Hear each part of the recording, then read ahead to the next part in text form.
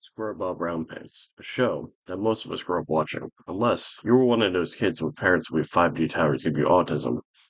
Whether watching an episode on your television or a TikTok video of Subway Surfers with an episode on top, feeling your frontal lobe melting away, kids and adults alike quote the show sometimes without even realizing it. What show have you seen bridge the generational gap to this magnitude? With the birth of the internet came the creative freedom to take things we love and display them for the world to see. And let me tell you now, the content I found is definitely something you'll want to see. Or don't. I don't tell you how to live your life. So, my fellow members of the Cult of Squid, I hope you're ready for this because things are about to get crazy.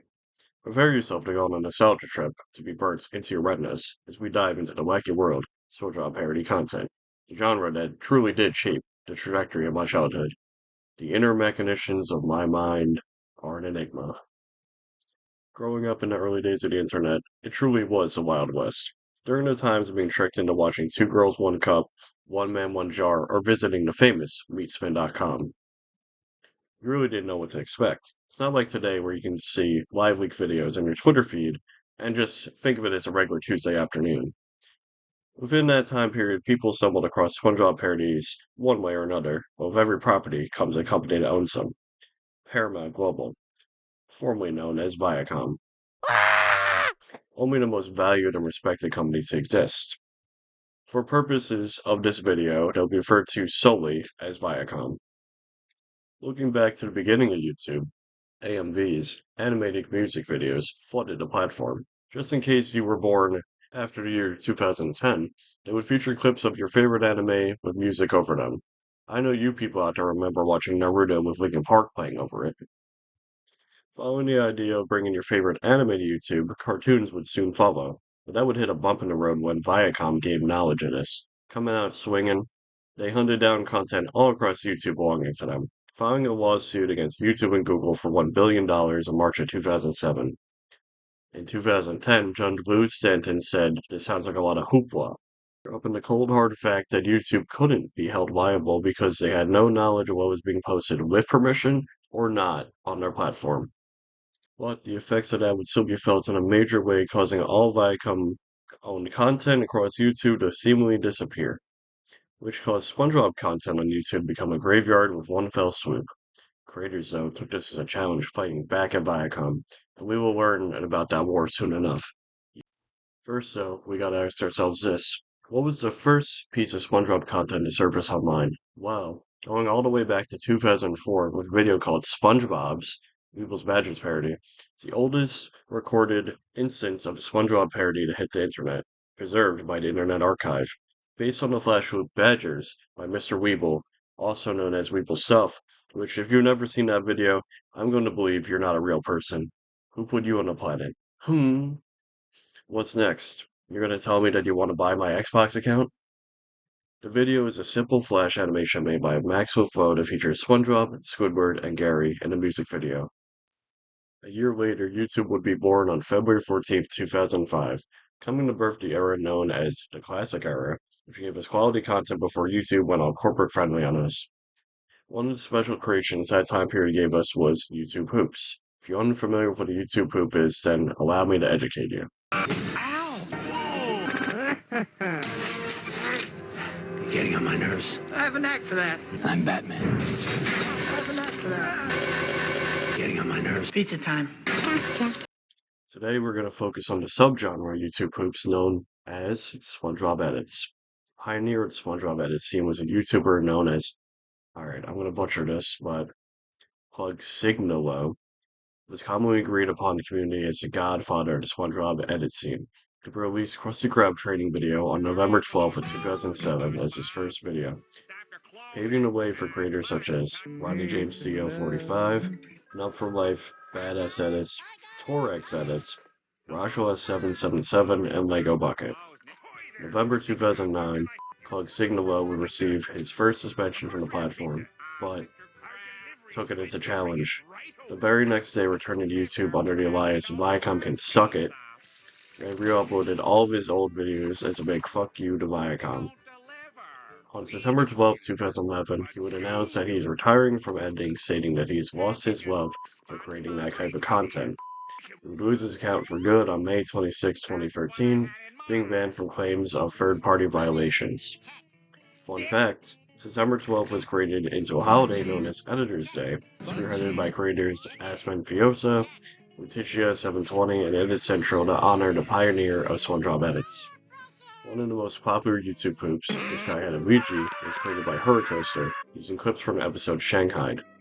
According to the video description, it is also the first YouTube poop to be cited and mentioned in a textbook called Copyright and Popular Media by Trashay Sabatsky regarding the legality and fair use of internet parodies. If you were wondering if the SpongeBob edits team died back in the early 2010s, no, it did not. It's still alive and kicking. On July 4th, 2023, the SpongeBob movie Edited was released on Odyssey, created by user ImpartialGem98, following the classic SpongeBob edit formula we've come to love. Impartial's channel features teasers for the movie and various edited episodes. Link is in the description. My search for parodies had me stumble across this playlist created by Bun Pop-Tarts at MP4. Shout out Bun Pop-Tarts for making this collection, there are some gems in here. It contains a giant collection of 232 SpongeBob parody content videos, which to my understanding is still being updated as content is found. The first video in this collection is called SpongeBob and the Library by Bay999, released on October 7th, 2005. Which, can we take a second here and realize this video is nearly 20 years old? Some of you guys weren't even a thought when this video was created. Anyways, it features a SpongeBob toy persuading you why you should visit your local library. Pretty wholesome shit, right? Right? It starts off normal and then turns into SpongeBob reading a date book, and then ends with the creator telling you to get laid. I don't know about you guys, but this video really speaks to me, you know? I think it's time to go to the library. I can't read. Get out of here! Out of the 228 videos, there are 4 that were taken down by YouTube. And going through this playlist, I really gotta wonder, how fucking bad were those videos? I have videos like SpongeBob, Bob Le Éponge, Court Metrage by High Got 4C still up. I think you guys can tell French was not the language that I took in high school. Legit, in this video, it features 2 SpongeBob toys banging, which according to the description is his girlfriend. Granted, they are old school Happy Meal looking toys, but still, dude, even in the video description it states, advertisement of the young people. Watch out, with 3 exclamation points, so you know this is not for the faint of heart. Hide your grandmas, guys, because they are not safe. And I can't get up! The video ends displaying the creators of the video, known as Picos, Joe, and Fazio. Fazio went on to create his own YouTube channel called Fazio Productions. Fazio Productions is a channel that makes content like this. I couldn't find any information about the other 2 mentioned in the video, but I'm sure it's out there somewhere. Don't tell me you know anything about horror until you watch Journey of SpongeBob by the Transformer. SpongeBob Sick Pants ain't got nothing on this gem. I gotta admit, I haven't a damn clue about what's going on here, but now that I think about it, SpongeBob is now inside my walls. I can hear him in my thoughts, feel him staring into my soul. I am starting to go crazy. I see. Going through the channel, it was way ahead of its time. These videos are all 17 to 18 years old now. The last video uploaded is called Real Field. There's a drawing of Garfield that slowly gets zoomed in and on for like 40 some seconds. Then just like that, after that video was released, creator just disappeared without a trace. No idea where he went. I'm hoping to see an epic comeback of the creator in the year 2025. I tried researching anything about Transformer. Nothing. Not even Reddit could help me. What do you know about crossovers? You may think the Kid Next Door X Grim Adventures of Billy and Mandy crossovers peak, or even the Jimmy Timmy Power Hours. What do you know about SpongeBob X Spider-Man? In an alternate universe, SpongeBob is Spider-Man, and Patrick is the Green Goblin. Created by Jade Garrow, it's an epic fight with an explosion straight out of a Michael Bay movie. This playlist really does have it all, spanning over multiple years, and it's definitely worth checking out. If you guys would like me to dive deeper into this playlist, leave a comment below saying, make. A faint memory popped into my head while recording this video. You guys remember the episode where this random fish smells SpongeBob the movies and makes this noise? Well, that clip made one of the most iconic videos of my childhood. This video was not the original, but that video was most likely taken down by the Viacom. This video used to be on repeat constantly back in the day. My favorite version had to be the Japanese dub.